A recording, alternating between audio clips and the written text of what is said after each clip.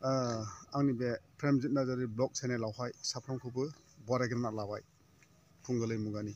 दायो लोगोफोर नोंथांमोना बेबायदि बिटिआरनि एम रनजित बसुमतारी सारनि बेबायदि बेसलेस खोथा बुंनाय हाग्रामा महिलारि सारनि सायावहाय बेबायदि नोंथांमोना नायलांबानो जाबाय भिडिअखौ जोबजासे स्किप खालामालासेनो। दायो लोगोफोर नोंथांमोना नैबे भिडिअखौ नायलांनो हासिगौ आरो चेनेलावहाय आंहा बेबायदिनो माने गोदान, बेनिखायनो नोंथांमोना अननानै साबस्क्राइब खालामना होदो जाहाथे माने आंनि चेनेलाबो ग्रथ जायो। हामबायसै, थेंक इउ। दायो नोंथांमोना नायलांनो हासिगौ भिडिअखौ। हाग्रामायाथ' जाम्बासो बियो, एखेबारे महामुर्ख हाग्रामाया। 100% गावनि आथिङावनो गसंथानानै जोङो इलेक्सन गेलेगोन।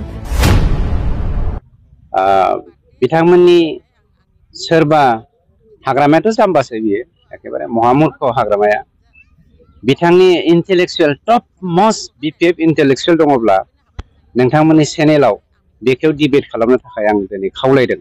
एम रनजित बसुमतारी सारा, बिथाङा फरेस्टनिबो मिनिस्टार एम।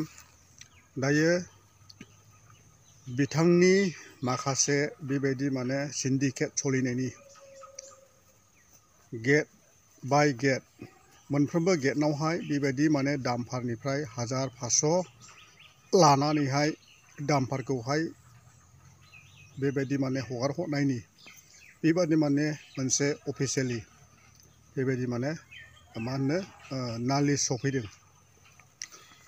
खौरांगिरिफोरनि सिगाङावहाय बेबायदि बुंदों जे दाम्पार सालायगिरिफ्रा 500निफ्राय लानानैहाय 1000से बेबायदि माने 500निफ्राय 500 1000 बेबायदि माने लानानैहाय दाम्पार गारिफोरनिफ्राय दाम्पारखौ हगार हरनो होननानैहाय बेबायदि बुंदों आरो फैसा होआब्ला बिथांमोना दम होयो होननानैहाय बेबायदि माने खौरांगिरि बेबायदि माने दाम्पार सालायगिरिफ्रा बेबायदि बुंदों। बिसोर जाहैबाय UPPL सरखारनि होननानै बुंदों आरोखि, UPPL सरखारनि। दायो नोंथांमोना नैबे सिन्डिकेट सोलिनाय माखासे फरेस्टनि एम फेरेंगा सारनि माखासे नालिस सफैनाय बे खौरांखौ नोंथांमोना जोबजासे नायलांदो। हामबायसै, थेंक इउ।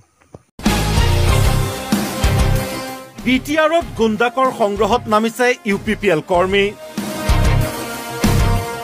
স্বয়ং বন বিভাগৰ EMৰ নেতৃত্বতে চলিছে সিন্ডিকেট ৰাজ। চেকগেটে গুণ্ডাকৰ তুলিছে UPPL কৰ্মীয়ে। প্ৰতিখন বালি কঢ়িওৱা ট্ৰাকে দিব লাগে 500ৰ পৰা 1000 টকা। দুৰ্নীতিমুক্ত স্বচ্ছ প্ৰশাসনৰ কথা কোৱা প্ৰমোদ বড়োৰ নেতৃত্বাধীন বিটিআৰ চৰকাৰৰ মুখত এতিয়া কলা চাই সানিছে বন বিভাগৰ EM ৰঞ্জিত বসুমতাৰীয়ে। EM ৰঞ্জিত বসুমতাৰীৰ নেতৃত্বত এতিয়া চেকগেটে গুণ্ডাকৰ সংগ্ৰহত নামিছে UPPLৰ দলীয় কৰ্মী। প্ৰতিখন চেকগেটতে 5জনকৈ দলীয় কৰ্মী নিয়োগ কৰি চলাইছে সিন্ডিকেট।